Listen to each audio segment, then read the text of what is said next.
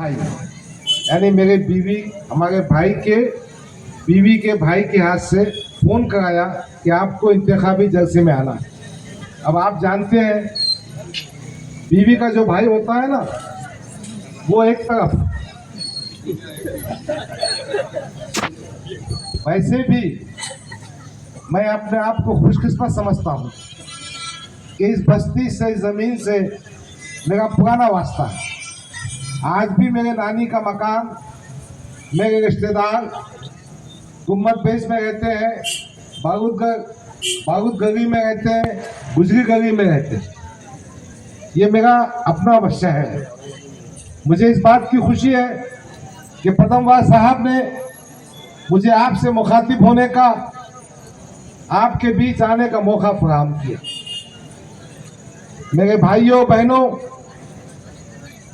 ये बल्दिया के इंतखाबात है, ये नगर परिषद का चुनाव।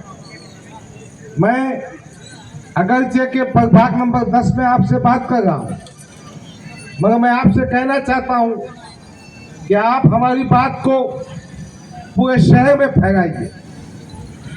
जहां जहां राष्ट्रवादी के उम्मीदवार खड़े हैं, उनको कामयाब करने की कोशिश करें। पदमवार साहब के वार्ड में आने से पहले मैंने पूछा, जो कांग्रेस के उम्मीदवार है, कि काम धंधा क्या है, तो बताया गया कुछ दुकानें शराब की है, धंधा पानी करते हैं। मैंने कहा, जिन्होंने कांग्रेस पार्टी को कायम किया, देश की आजादी में हिस्सा लिया, उनकी ख्वाहिश थी कि पूरे देश में शराबबंदी, दारूबंदी होना चाहिए। और आज कांग्रेस पार्टी की दशा ये है कि महात्मा गांधी की आत्मा क्या कह रही होगी, पंडित नेहरू की आत्मा क्या कह रही होगी, कि उन्होंने ऐसे उम्मीदवार को आपका नगर सेवक बनाने का काम किया जिसका धंधा और कारोबार बस दारू बेचने में है।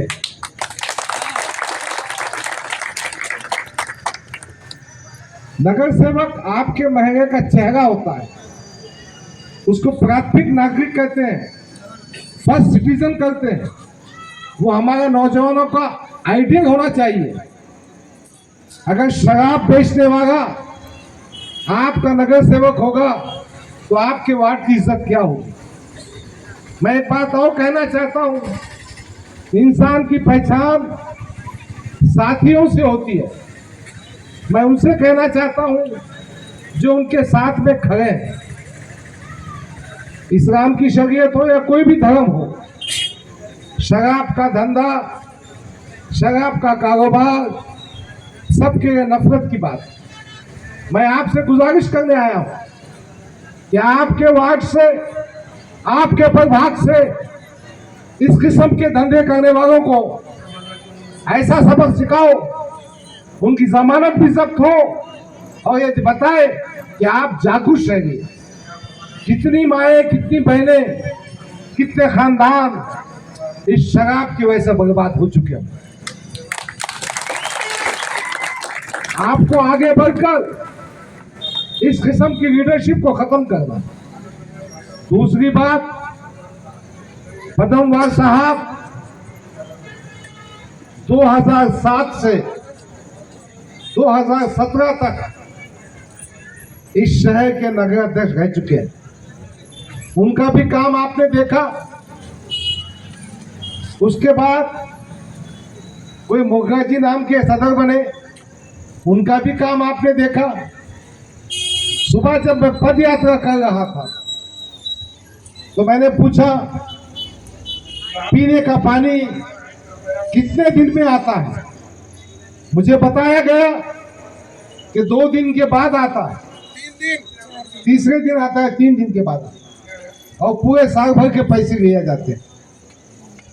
बात यह है कि पुराने अध्यक्ष ने, मुखर्जी जी 67वां ऐसी कुछ नाम है ना, उन्होंने ये करट खेल करीब गांव है, जब पानी का टैंक है, वहां से पानी यहाँ पंप होता है, वहां पर अपने अध्यक्ष के जमाने में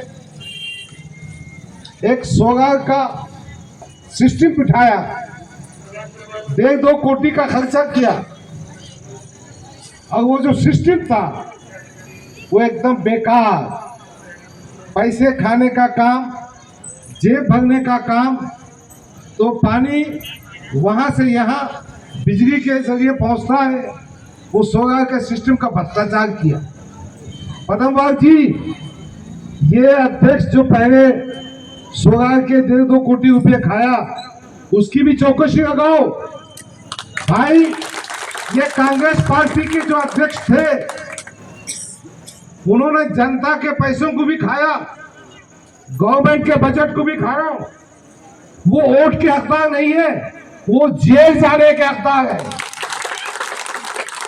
जहां जहां ये मुगली सिरसाट कांग्रेस पार्टी के उम्मीदवार है, उसी तरह मुझे बताया गया कि नीरावाल साहब, उनकी माताजी इलेक्शन में गए, वो दोनों भी एक ही साथ में है।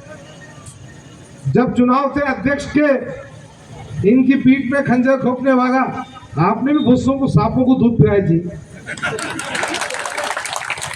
कैसे कैसे सांपों को दूध पिलाया तुमने।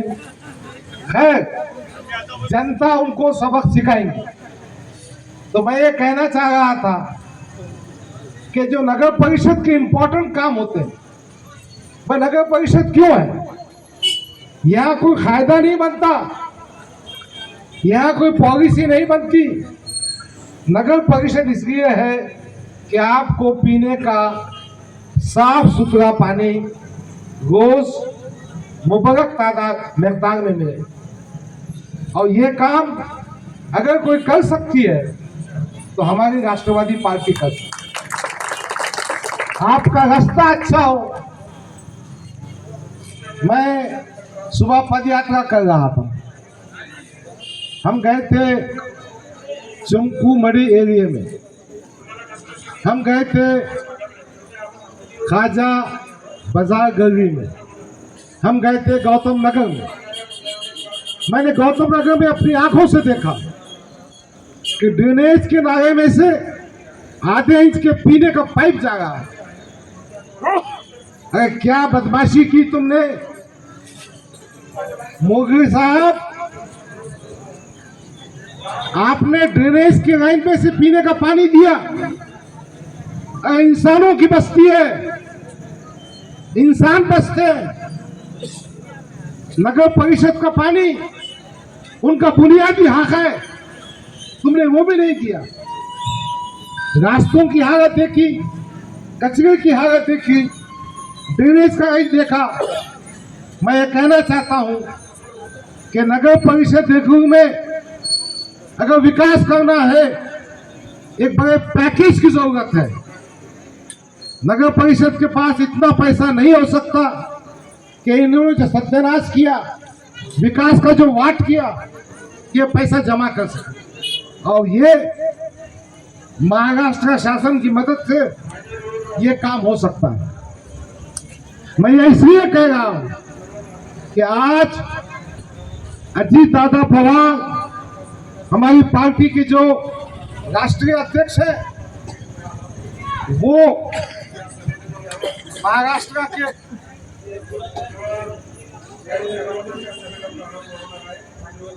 महाराष्ट्र के फाइनेंस मिनिस्टर है। देखो, एमआईएम की भी कुछ उम्मीदवार खड़े वाले हैं, 3 नगर सेवक कांग्रेस के भी खड़े वाले हैं, और सब बातें कर रहे हमको वोट दो। ना इनकी पहुंच है, ना महाराष्ट्र सत्ता में इनका कोई हिस्सा है, तो पैसा कहां से आएगा भाई? भाषण से पेट नहीं भरता, जज्बाती बातों से पेट नहीं भरता। विकास करना है तो आपको निधि होना है, आपको पैसा चाहिए पीने के पानी के लिए, रास्ते के लिए। अभी मेरे भाई ने ये वचननामा लिखा है। ये वचननामे में क्या लिखा है मालूम? जहां जहां लाइट के खंभे हैं वहां पे पथ दिवे नहीं है। इससे पहले की जो बॉडी थी ना, जो नगर अध्यक्ष थे कांग्रेस के, खंभे बिठा दिए बगैर लाइटों के। वाह भाई वाह, क्या नियोजन है, क्या काम है। तो ये सब काम कैसा होगा?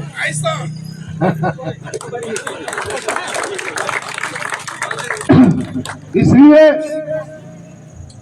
देगलूर की जनता ने, मेरे माँ बहनों ने ये बात समझना चाहिए कि अगर हमको इस शहर में विकास चाहिए तो ये काम हमारे पदमबाग जी, हमारे टेकारे मैडम, यहाँ की कोमलताई, बाकी नगर सेवक दादा के दरवाजे को खटखटाएंगे। और दादा भी, मैं सच कहता हूँ, अच्छे आदमियों को चुनता है। पदमबाग साहब का जब पार्टी में प्रवेश हो रहा था, उससे पहले मैंने पार्टी में प्रवेश किया। उससे कहा था उन्होंने कि ताकतवर, अच्छे, साफ सुथरे, जिम्मेदार लोग अपनी पार्टी में आ गए हैं। मुझे खुशी है कि एक साफ सुथरा लीडरशिप की क्वालिटी रखने वाला, सब समाजों को साथ में लेकर चलने वाला पदमबाग साहूकार हमारी पार्टी में आया। और मुझे खुशी है कि पदमबाग साहब के पास 10 साल का नगर अध्यक्ष का तजुर्बा है। उस तजुर्बे के बुनियाद पर साफ सुथरा किरदार है, काम करने की इच्छा है। हमारे वकील साहब बता रहे थे कि कोई बच्चे का मसला हो, जात पात से ऊंचा उठकर, धर्म से ऊंचा उठकर उसकी मदद करते। तो अजीजा ने गिरामी, मेरी माता बहनों, मैं ये कहने के लिए आया हूं कि आपको एक अच्छा नेतृत्व मिला है। ये नेतृत्व का फायदा उठाइए। महाराष्ट्र शासन में हमारी पार्टी का, आपकी पार्टी का फाइनेंस मिनिस्टर है, उनसे निधि लाएंगे और शहर का विकास करेंगे। अभी बात कर रही थी सेक्युलरिज्म की। कांग्रेस वाले अजीत दादा पवार को सेक्युलरिज्म का सबक सिखाना चाहते हैं, सेक्युलरिज्म का ज्ञान देना चाहते हैं।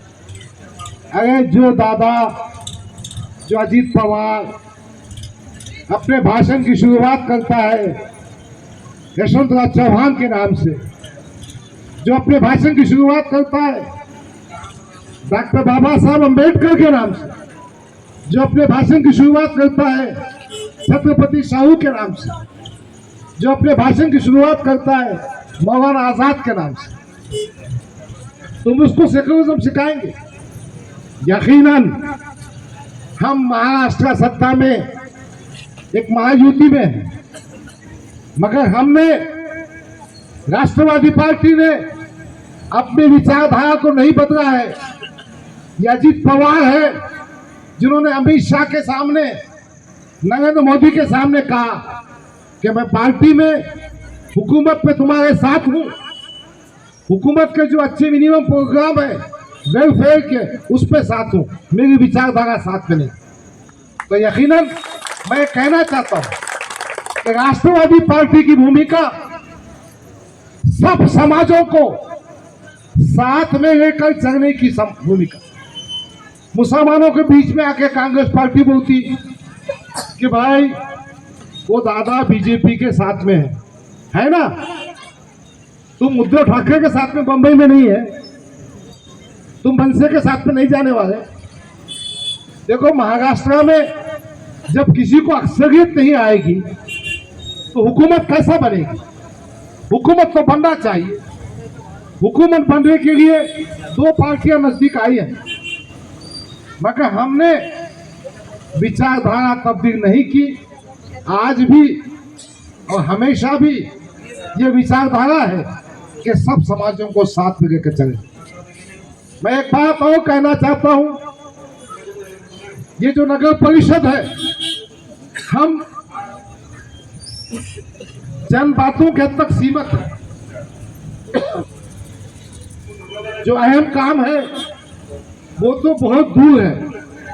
देखिए, अभी राइट टू एजुकेशन में आपके बच्चों को कंपल्सरी क्वालिटी फ्री एजुकेशन होना चाहिए। ये फ्री एजुकेशन ये नगर परिषद की जिम्मेदारी है। प्रथम बार साहब, आप बहुत तालीम याफ्ता हैं, दादा का आपके सर पर हाथ है, जनता आपके साथ में है।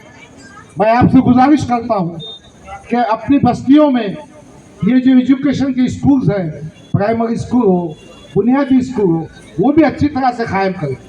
मैं ये कहना चाहता हूं, आपके वचननामे में बहुत अच्छी अच्छी बातें हैं। देखो, वचननामा इंसान के जहन का विजन होता है, यानी जो बात इनके दिल में है, बात यह है कि हम आर्थिक